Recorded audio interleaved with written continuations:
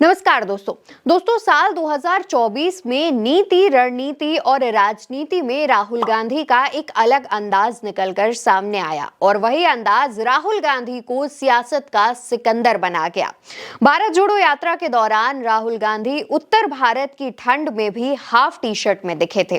30 जनवरी को यात्रा के आखिरी दिन उन्होंने कश्मीरी फिरन पहना। 3570 किलोमीटर लंबी यात्रा 7 सितंबर 2022 को कन्याकुमारी से शुरू हुई थी।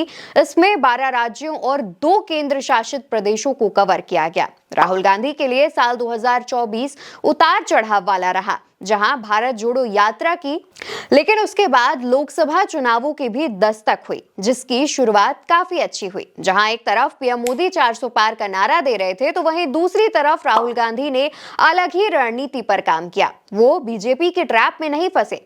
इस बार उन्होंने पूरे लोकसभा चुनावों में सिर्फ स्थानीय मुद्दों पर फोकस जमाया और कांग्रेस के कोर वोटर्स, जिन्हें भाजपा ने अपने पाले में कर लिया था, उन्हें वापस अपने साथ लेकर आए। इस दौरान संविधान बचाओ और जातिगत जनगणना का भी मुद्दा जोर शोर से उठाया गया। इस समय किसी ने भी नहीं माना था कि ये मुद्दा इतना बड़ा बन सकता है, लेकिन जैसे जैसे चुनाव आगे बढ़ा, राहुल गांधी का ये मुद्दा बीजेपी को डिफेंसिव करता गया। इसी का नतीजा रहा कि जब चुनावी नतीजे आए, सभी हैरान थे। बीजेपी जो 400 पार का नारा दे रही थी, उसका आंकड़ा 240 पर सिमट गया और एनडीए 292 सीटों पर ही रह गई। दूसरी तरफ कांग्रेस ने 99 सीटें जीत ली थी।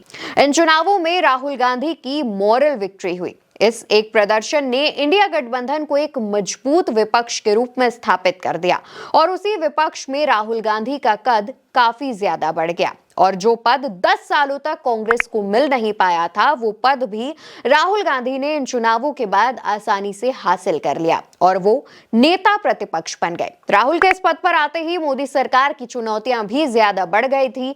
जहां एक तरफ वक्फ बोर्ड का बिल पारित नहीं हुआ, लेटरल एंट्री के विवाद पर मोदी सरकार ने कदम पीछे खींच लिए, ब्रॉडकास्ट बिल को लेकर विरोध का सामना करना पड़ा और राहुल गांधी के हस्तक्षेप ने सरकार को कई मुद्दों पर उनकी नानी याद दिलवा दी।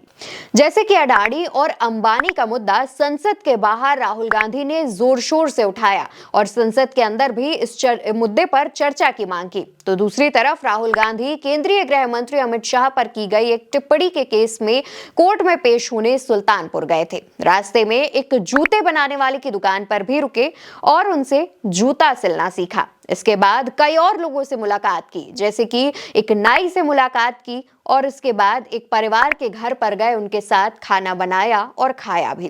पूरे साल अलग अलग तबके और व्यवसाय से जुड़े लोगों के साथ राहुल गांधी के मिलने का जो सिलसिला था, वो जारी रहा और इसके बाद जब संभल में भी हिंसा हुई, उस दौरान भी राहुल गांधी ने संभल पीड़ितों को खुद दिल्ली आवाज बुलाकर मुलाकात की। इससे पहले वो खुद संभल जाने के लिए निकले थे, लेकिन उस दौरान पुलिस ने जाने नहीं दिया और जो उसकी फुटेज सामने आई या फिर उसकी तस्वीरें सामने आई, उसमें भी आप राहुल गांधी का एक नया अंदाज देख सकते हैं। और यह भी कहा जा रहा है कि लोकसभा चुनावों के परिणामों के बाद से राहुल गांधी का राजनीति में एक नया जन्म हुआ है। देखना होगा कि अब साल 2025 में राहुल गांधी क्या नई चीजें लेकर आते हैं और किन नई रणनीतियों पर काम करते हैं। फिलहाल के लिए मेरे साथ इस वीडियो में इतना ही।